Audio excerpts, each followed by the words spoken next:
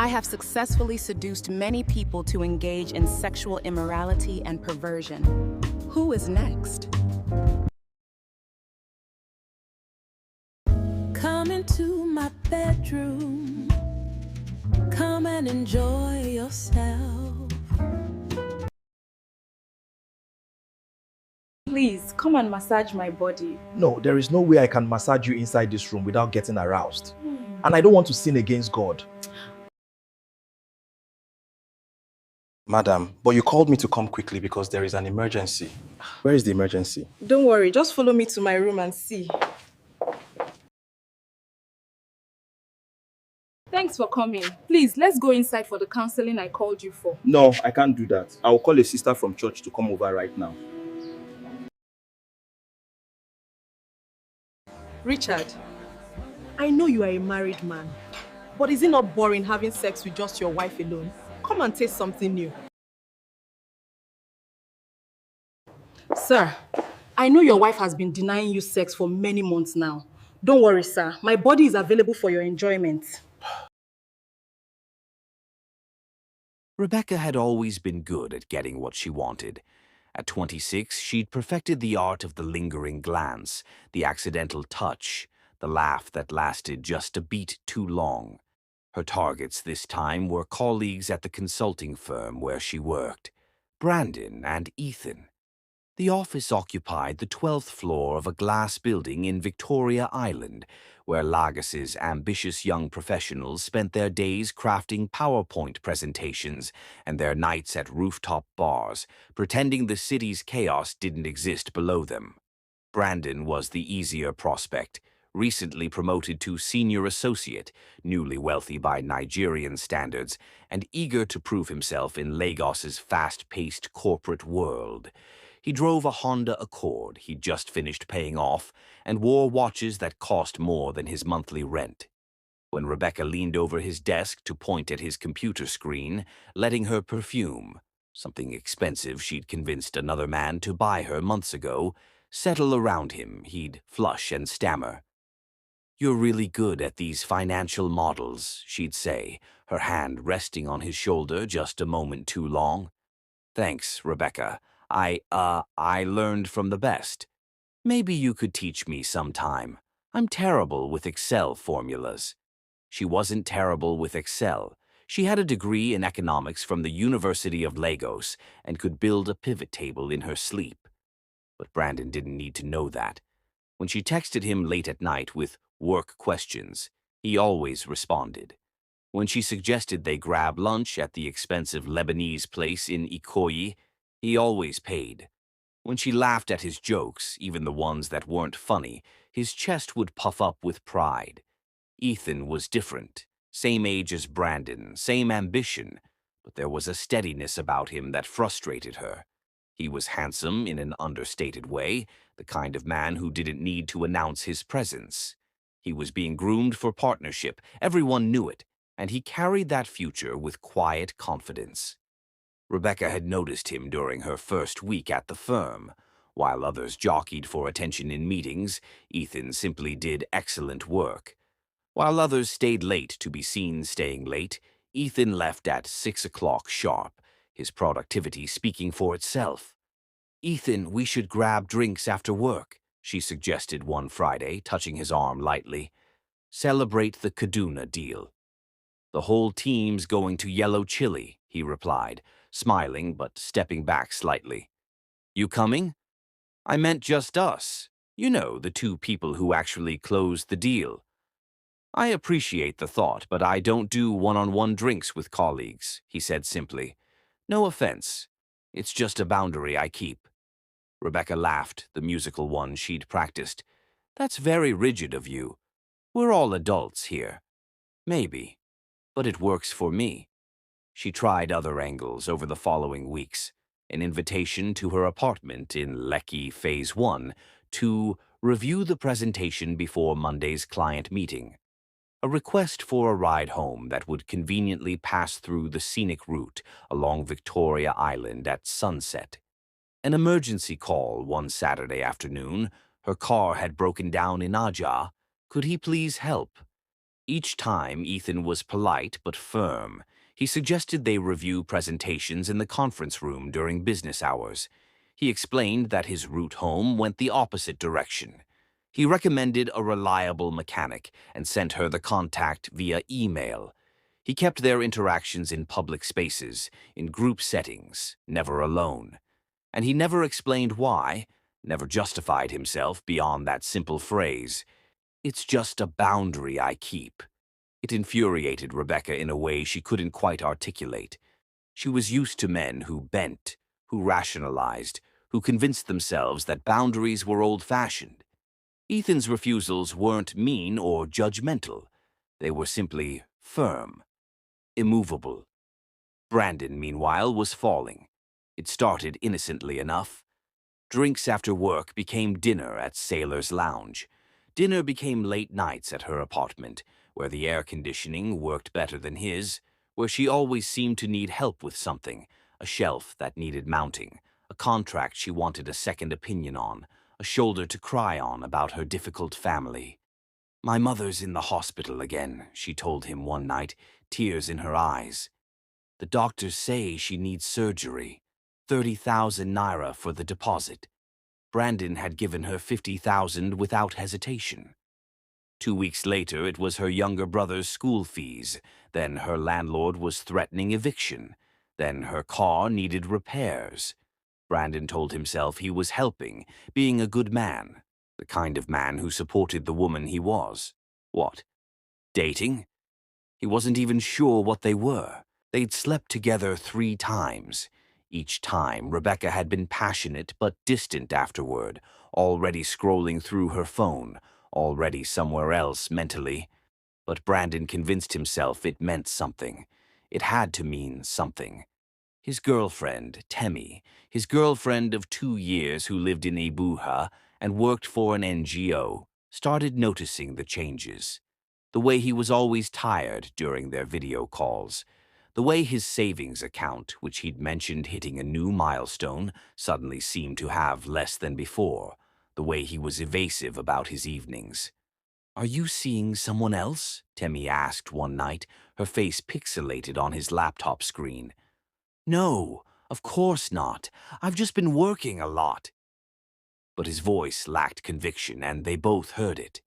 At the office, Rebecca was expanding her campaign.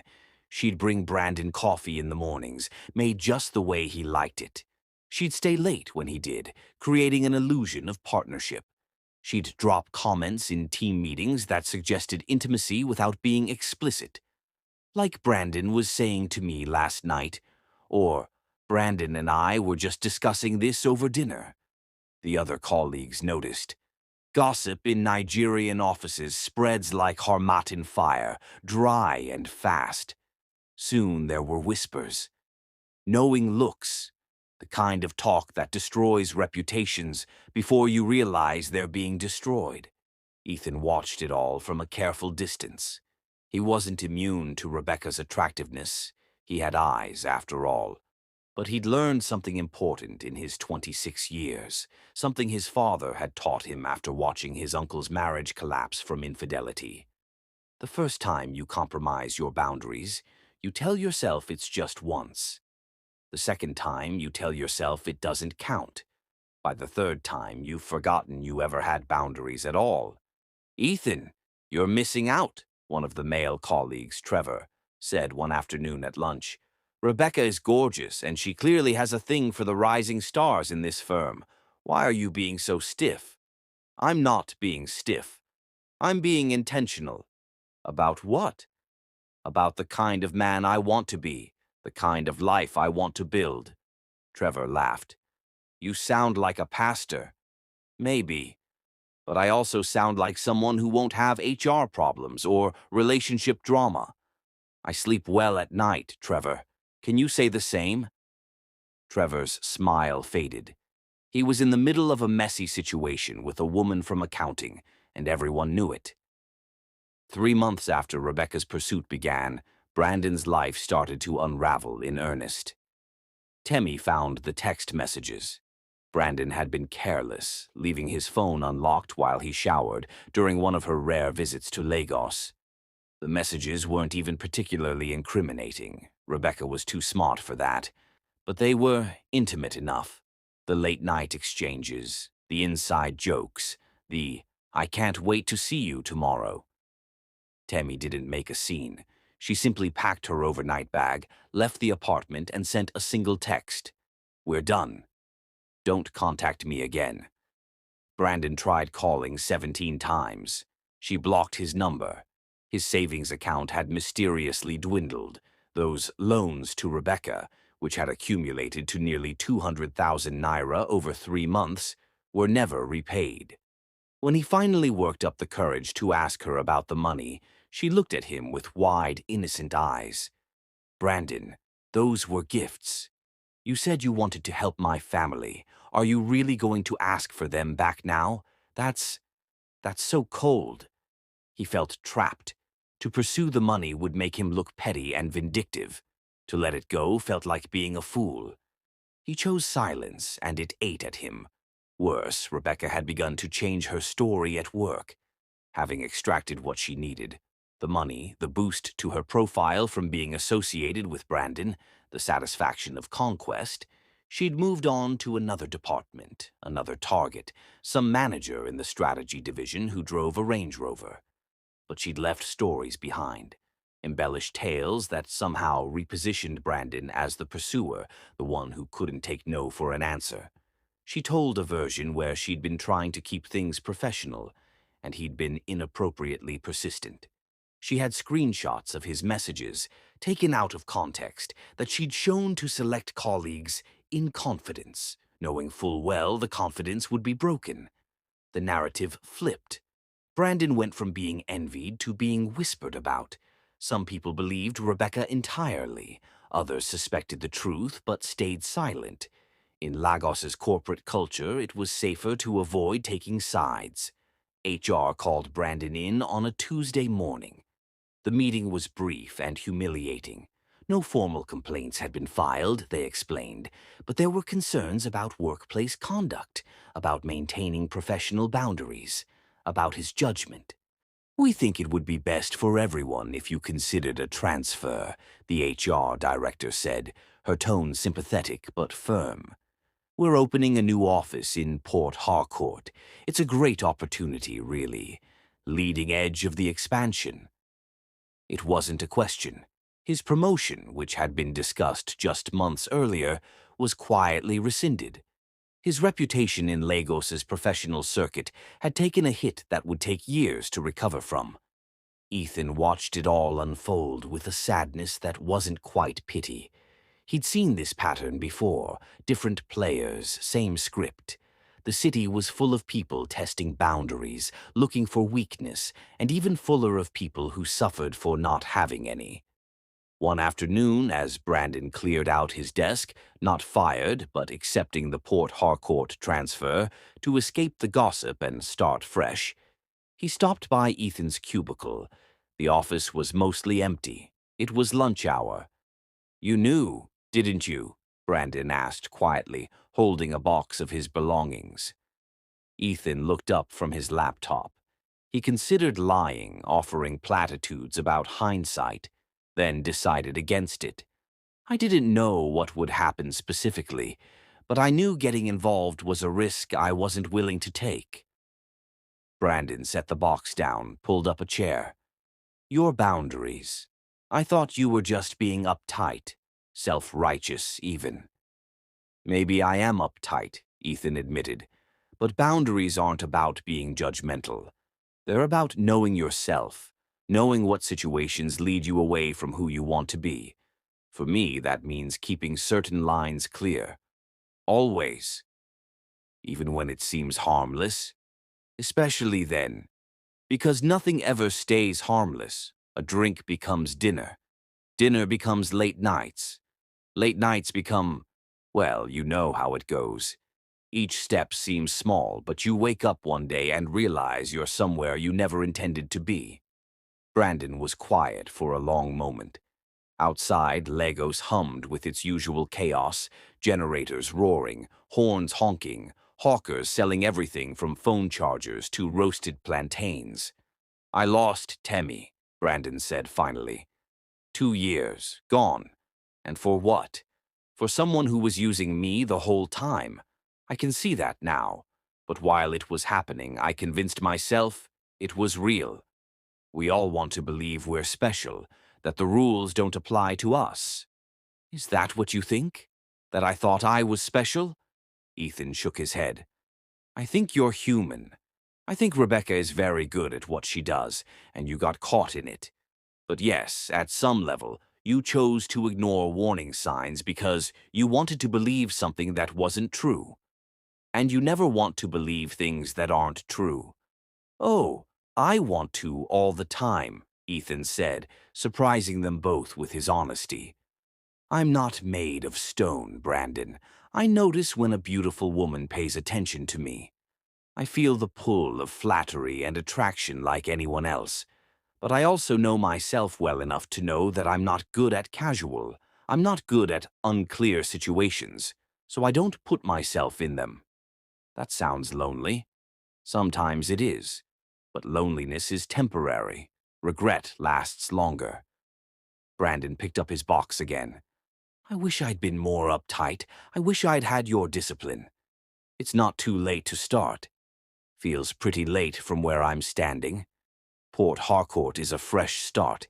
That's not nothing. After Brandon left, Ethan sat at his desk for a long time, staring at nothing. He didn't feel victorious or superior. He felt tired. Tired of watching people hurt themselves. Tired of being seen as rigid when he was really just trying to survive with his integrity intact. He thought about calling his father, the man who'd taught him about boundaries after a painful experience. But he decided against it. Some lessons you could only learn by watching others stumble, by seeing the consequences play out in real time. The line between freedom and foolishness, he thought, was often just the courage to say no when everyone else was saying yes. The wisdom to seem rigid in a world that prized flexibility above all else. His phone buzzed, a text from Rebecca. Hey, Ethan, some of us are going to Cirque Nonpareil this Friday. You should come. You work too hard. He stared at the message for a moment, noting the emoji, the casual tone, the persistence even after months of polite refusals. She was good, he'd give her that. In another life, with different values, he might have said yes. Might have convinced himself it was just a team outing, harmless fun. Instead, he typed, Thanks, but I have plans. Hope you all have fun. He deleted the hope you all have fun, too warm, too inviting of future interaction, and just sent, Thanks, but I have plans. Then he turned back to his computer and got back to work. Outside, Lagos continued its endless hustle. Inside, Ethan kept his lines clear, his boundaries firm, his future uncompromised.